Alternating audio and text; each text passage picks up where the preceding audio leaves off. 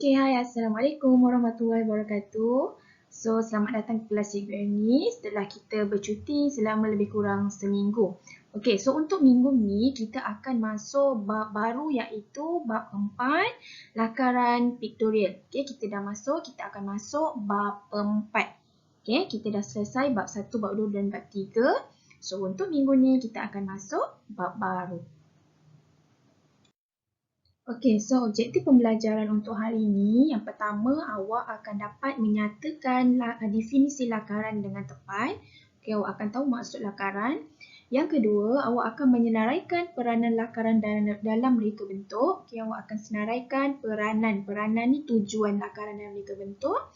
Yang ketiga, awak akan mengenal pasti jenis-jenis lakaran yang ada dalam reka bentuk. Okey, so 3 objektif untuk hari ini. Okey, so kita akan masuk apa itu lakaran. Kita nak tahu definisi lakaran tu apa. Okey, lakaran piktorial merupakan contengan berbentuk garisan, gambar atau simbol. So lakaran tu awak akan buat dalam bentuk sama ada dia garisan, gambar atau simbol. Okey, itu adalah lakaran. Okay, lakaran ni juga dia memberi gambaran suatu objek melalui 3 pandangan iaitu pandangan atas, pandangan sisi dan pandangan hadapan. So bila awak buat lakaran, dia memberi gambaran tentang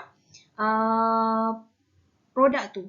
Okay, contohnya, okay, kalau awak tengok, okay, awak lukis, saya bagi contoh segi 4 kan. Okay, awak lukis. Then, dia memberi gambaran 3 pandangan iaitu pandangan atas sini, okay, pandangan sisi dia, sisi tu tepi dan juga pandangan hadapan. Okay, itu tujuan lakaran dibuatlah. Okay, dan juga lakaran dipersembahkan dalam bentuk 2D dan juga 3D. Okay, 2D dan juga 3D. Okay, apa beza 2D dan 3D? Okay, 2D ni kalau segi 4. Okay, kalau gambar rajah ni 2D adalah bentuk petak macam ni je, segi 4. Okay, kalau 3D dia awak boleh nampak sisi, atas dan juga hadapan. Okay, ni 2D dan ini 3D. Okay, awak kena bezakan. 2D ni dia nampak satu bahagian sahaja. Okay, kalau 3D ni dia nampak banyak bahagian, atas, sisi dan juga depan. Okay, ni nama 3D. Okey, so kita pergi pada definisi lakaran. Lakaran adalah satu lukisan awal atau lukisan draft, okey, yang dihasilkan menggunakan teknik lakaran bebas, freehand writing tanpa bantuan alat melukis seperti pembaris atau jangka lukis. Maksudnya, kita buat lakaran ni, dia adalah lukisan awal, draft. Okay, teknik yang digunakan, awak tak boleh guna sama ada pembaris ke, jangka lukis ke apa, awak kena guna freehand writing. So maksudnya kalau guna pensel sahaja tanpa menggunakan pembaris ataupun jangka lukis. Okay. Alat asas yang digunakan pensel, arang, pensel kapur, pen penanda dan juga pen. Itu contoh-contoh alat yang digunakan untuk menghasilkan lakaran. Tapi untuk yang kali ni cikgu nak setiap orang menghasilkan lakaran menggunakan pensel. Kalau ada pensel 2B, pensel kayu lagi bagus. Okay. Okay, so next kita akan menyenaraikan apa tu peranan lakaran dalam reka bentuk. So untuk apa lakaran dibuat? Untuk reka bentuk ni tujuan lakaran tu untuk apa? Okay, yang pertama mempercepatkan pembangunan konsep. Yang kedua, asas komposisi untuk ilustrasi. Yang ketiga, medium komunikasi antara mereka dengan pelanggan. Yang keempat, eksplorasi visual, perkembangan idea. Dan yang kelima, penyelesaian perincian visual. Okay, so penerangan dia, sekejap lagi saya akan terangkan. So awak kena tahu 5 peranan lakaran dalam reka bentuk. So ada 5. Okay, kita pergi kepada yang pertama. Peranan lakaran yang pertama adalah untuk mempercepatkan pembangunan konsep. Okay, lakaran adalah kaedah terbaik untuk mengeksplorasi konsep. Maksudnya, kita dah ada konsep, okay, kita dah tahu konsep yang kita nak buat tu macam mana. Contoh macam sebelum ni rak kunci. Okay, kita dah tahu kita nak buat rak kunci tu macam mana, konsepnya macam mana kan. So, macam mana kita nak luahkan apa yang kita tahu? So, melalui lakaran. So mempercepatkan pembangunan konsep. Itu yang pertama. Okey, yang kedua, asas komposisi untuk ilustrasi. Maksudnya lakaran adalah kaedah pantas untuk menunjukkan komposisi asas perancangan ilustrasi awal menghasilkan lakaran ringkas. So melalui lakaran ni juga awak akan dapat tunjukkan komposisi ilustrasi tu. Contoh macam dalam gambar ni, beg ni kan. So kita dapat tunjuk bahagian depan, bahagian belakang, bahagian tepi, bahagian sisi. So itu adalah komposisi. Maksudnya kita boleh tunjuk satu-satu kedudukan bentuk tu melalui lakaran. Itu tujuan peranan yang kedua. Okey, peranan yang ketiga. Okey, medium komunikasi antara pereka dengan pelanggan. Okey, melalui lakaran ni juga dia dapat jadi medium komunikasi antara pereka dengan pelanggan. Contoh saya sebagai pereka, awak sebagai pelanggan. So saya boleh tunjukkan lakaran saya tu, saya boleh tunjuk dekat pelanggan. Okey tak macam ni? Lakaran ni sesuai tak dengan permintaan pelanggan tu? Macam tu. So kita boleh buat lakaran ni sebagai medium komunikasi antara pereka dengan pelanggan. Okey. Yang keempat, dia ada lakaran ni juga bertujuan untuk mengeksplorasi visual perkembangan idea. So maksudnya kita boleh tunjuk juga lakaran ni, perkembangan idea mula-mula lakaran dia macam gini.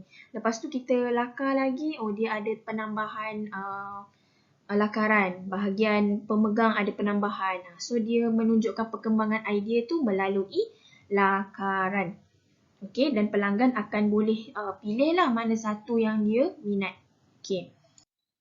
Dan yang kelima, yang terakhir, peranan lakaran ni adalah untuk penyelesaian perincian visual.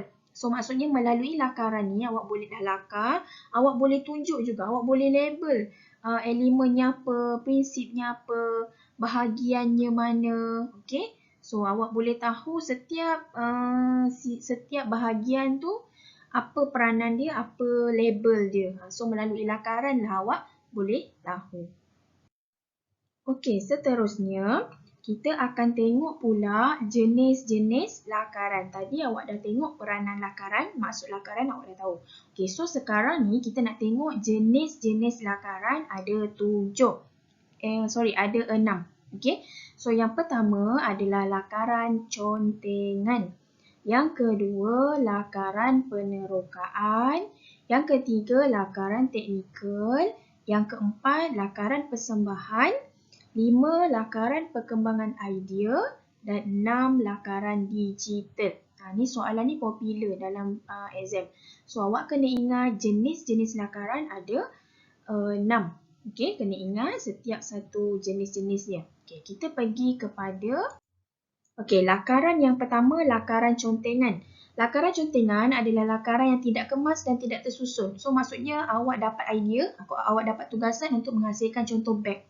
Okey, so yang pertama awak akan lakar dalam keadaan awak conteng-conteng tu tak? Awak fikir ada idea and then awak conteng, awak lakar. Itu adalah lakaran contengan. Okey, maksudnya dia tak kemas, tidak tersusun.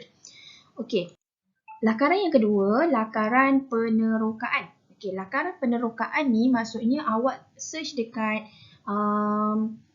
Google, bentuk-bentuk beg yang ada di pasaran. Lakaran perbandingan produk sedia ada di pasaran. So maksudnya awak tengok bentuk-bentuknya beg apa yang ada. So awak pun lukis. Dekat Google ni awak nampak beg dia bentuk kotak. So awak cari lagi, beg dia bentuk bulat, awak lukis. Itu adalah lakaran penerokaan. Next, lakaran teknikal ialah lakaran menggambarkan perincian seperti ceraian, keratan dan pelbagai sudut pandangan. So maksudnya lakaran teknikal ni macam beg yang awak buat tadi, awak ceraikan dia. Okey, pemegang dia, zip dia, bahagian badan dia, bahagian poket dia. Itu lakaran yang awak pecah-pecahkan. Okey, lakaran teknikal.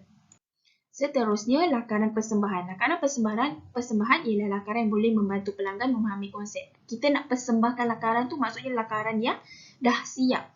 Lakaran yang dah kemas, lakaran yang dah cantik. Lakaran yang awak akan tunjuk pada pelanggan awak. Itu lakaran persembahan. Okey, lakaran perkembangan idea ni pula adalah lakaran macam mana awak menghasilkan beg yang tadi awak dah dapat idea. And then awak nak hasilkan beg tu, lakaran beg tu macam mana? Mula-mula awak buat petak dulu. Lepas tu awak buat dia punya tangkai. Lepas tu awak buat dia punya poket. Lepas tu awak tambah dia punya zip. Itu adalah lakaran perkembangan idea. Satu-satu awak tunjuk sampai dia menghasilkan produk yang sebenar lah, beg yang sebenar. Okey, itu lakaran perkembangan idea. Dan last sekali yang ni selaras dengan teknologi kita, lakaran digital, iaitu lakaran yang menggunakan perisian teknologi lakaran. So awak boleh guna painting ke, guna laptop, guna handphone. So banyak apps yang boleh buat lakaran kan, guna teknologi-teknologi yang canggih. Okay, macam yang tadi, lakaran-lakaran yang tadi semuanya guna pensel. Okay, untuk lakaran digital ni dia guna perisian teknologi lakaran. Okay, sama ada menggunakan laptop ataupun handphone.